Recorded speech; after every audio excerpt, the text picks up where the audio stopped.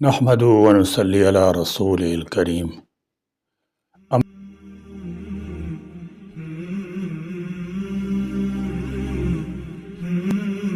انبیاء کرام علیہم الصلاۃ والسلام کے بعد صحابہ کرام کی مقدس جماعت تمام مخلوق سے افضل اور اعلیٰ ہے۔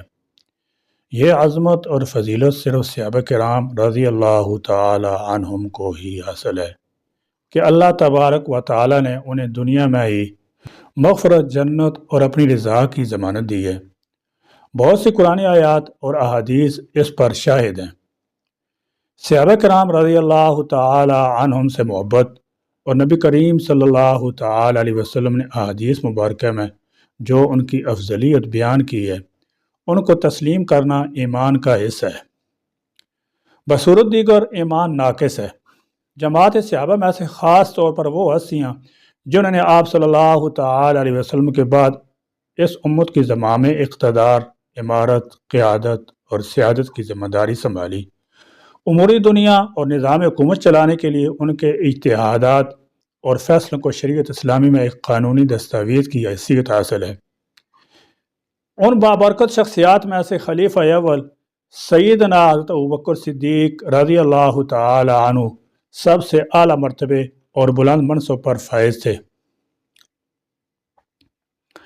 اور ایثار، قربانی اور صبر و استقامت کا مثالی نمونہ تھے۔ ایک سچے مسلمان کا یہ پختہ عقیدہ ہے کہ انبیاء اور رسول کے بعد اس کائنات میں سب سے اعلیٰ اور ارفع شخصیت سیدنا حضرت ابوبکر صدیق رضی اللہ تعالی عنہ ہے۔ سیدنا حضرت ابوبکر صدیق رضی اللہ تعالی عنہ ہی وہ خوش نصیب ہیں جو رسول اللہ صلی اللہ تعالی علیہ وسلم کے بچپن کے دوست اور ساتھی تھے۔ آپ صلی اللہ تعالی علیہ وسلم پر سب سے پہلے ایمان لانے کی سعادت حاصل کی، اور زندگی کی آخری سانس تک آپ صلی اللہ تعالی علیہ وسلم کی خدمت و اطاعت کرتے رہے اور اسلامی احکام کے سامنے سر جھکاتے رہے۔ رسول اللہ صلی اللہ تعالی علیہ وسلم سے عقیدت و محبت کا یہ عالم تھا کہ انہوں نے اللہ کے رسول صلی اللہ تعالی علیہ وسلم کی خدمت کے لیے تن، من، دھن سب کچھ پیش کر دیا تھا۔ نبی کریم صلی اللہ تعالی علیہ وسلم بھی ان سے بیعت محبت فرماتے تھے۔ آپ صلی اللہ تعالی علیہ وسلم نے ان کو یہ اعزاز بخشا کہ ہجرت کے موقع پر انہی کو اپنی رفاقت کے لیے منتخب فرمایا۔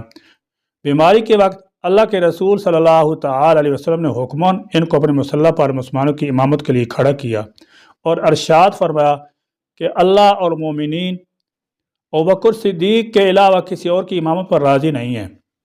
خلیفہ راشد اول سیدنا صدیق اکبر نے رسول اللہ صلی اللہ تعالی علیہ وسلم کی حیات مبارکہ میں ہر قدم پر آپ کا ساتھ دیا، اور جب اللہ کے رسول وفات پا گئے، سب صحابہ کرام رضی اللہ تعالی عنہ کی نگاہیں سیدنا ابوبکر صدیق رضی اللہ تعالی عنہ کی شخصیت پر لگی ہوئی تھی۔ امت نے بلا تاخیر حضرت صدیق اکبر کو مسند خلافت پر بٹھا دیا، تو سیدنا صدیق اکبر رضی اللہ تعالی عنہ نے مسلمانوں کی قیادت ایسے شاندار طریقے سے فرمائی کہ تمام طوفانوں کا رخ اپنی خداداد بصیرت صلاحیت سے کام لے کر موڑ دیا اور اسلام کی ڈوبتی ناؤ کو کنارے سے لگا دیا۔ آپ نے اپنے مختصر عہد خلافت میں ایک مضبوط اور مستحکم اسلامی حکومت کی بنیادیں استوار کرنے میں بہت اہم کردار ادا کیا۔ نتیجہ یہ ہوا کہ آپ کے بعد اس کی سرحدیں ایشیا میں ہندوستان اور چین تک جا پہنچیں، افریقہ میں مصر، تیونس اور مراکش سے جا ملی، اور یورپ میں اندلس اور فرانس تک پہنچ گئی۔ سیدنا حضرت ابوبکر صدیق رضی اللہ تعالی عنہ کی زندگی کے شب و روز کے معمولات کو الفاظ کے نقوش محفوظ کرنے کی سعادت نامور شخصیات کو حاصل ہے۔ خلیفہ اول سیدنا صدیق اکبر رضی اللہ تعالی عنہ انتہائی نرم دل انسان تھے۔ جب بھی کسی مسلمان کو تکلیف میں دیکھتے تو جس قدر ان کے بس میں ہوتا اس کی مدد فرماتے۔ اسلام قبول کرنے کے بعد اسلام کے لیے انہوں نے کسی قربانی سے دریغ نہ کیا۔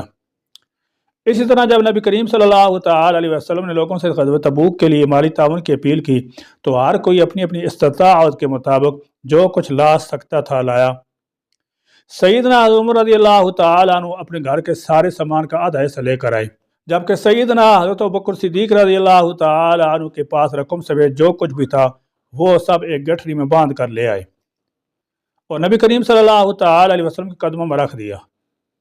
नबी करीम सल्लल्लाहु ताला अलैहि वसल्लम ने पूछा, अबू बकर घर वालों के लिए भी बाकी कुछ रख आयो? आपने जवाब दिया, हाँ, अल्लाह और इसके रसूल को। शायर मशरक इलामा मोहम्मद इकबाल रहमतुल्लाहि ताला अलैहि ने सैयदना सिद्दीक़ अकबर के इस जवाब को यूँ बयान किया है, परवाने को चराग है, बुलबुल को फूल बस, सिद्दीक़ के लिए है खुदा का रसूल बस। सैयदना हज़रत अबू बकर सिद्दीक़ रज़ियल्लाहु ताला अन्हु की वफ़ात का असल सबब हुज़ूर अकरम सल्लल्लाहु ताला अलैहि वसल्लम की वफ़ात है, जिसका सदमा तमे आखिर तक आपके कल्ब मुबारक से कम न हुआ, और नबी सल्लल्लाहु ताला अलैहि वसल्लम की वफ़ात के रोज़ से ही आपका जिस्म मुबारक दुबला होता गया। 7 जमीद सानी 13 हिजरी को आपने गुस्ल फरमाया। दिन सर्द था, बुखार हो गया। सहाबा किराम रज़ियल्लाहु ताला अन्हुम इयादत के लिए तशरीफ़ लाए। अर्ज़ करने लगे, ए खलीफा रसूल, इजाज़त हो तो हम तबीब को बुलाएं जो आपको देखे। फरमाया कि तबीब ने तो मुझे देख लिया। उन्होंने दराज़ किया कि फिर तबीब ने क्या कहा? फरमाया कि उसने कहा, इन्नी फ़आलुन लिमा युरीद, यानी मैं जो चाहता हूँ करता हूँ। मुराद ये थी कि हकीम अल्लाह ताला है, उसकी मर्ज़ी को कोई टाल नहीं सकता, जो मशीयत है ज़रूर होगा। ये आपका तवक्कुल सादक था और अल्लाह पाक की रज़ा पे रज़ामंदी थी।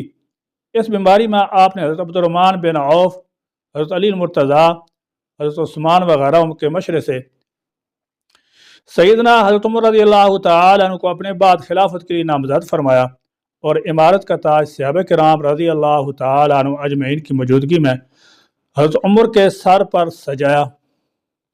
आपने 15 रोज़ की इलालत के बाद 22 जमाद सानी 13 शब शंबा को 63 साल की उम्र में इस दारे नापायदार से रहलत फरमाई। इन्ना लिल्लाहि व इन्ना इलैहि राजिऊन।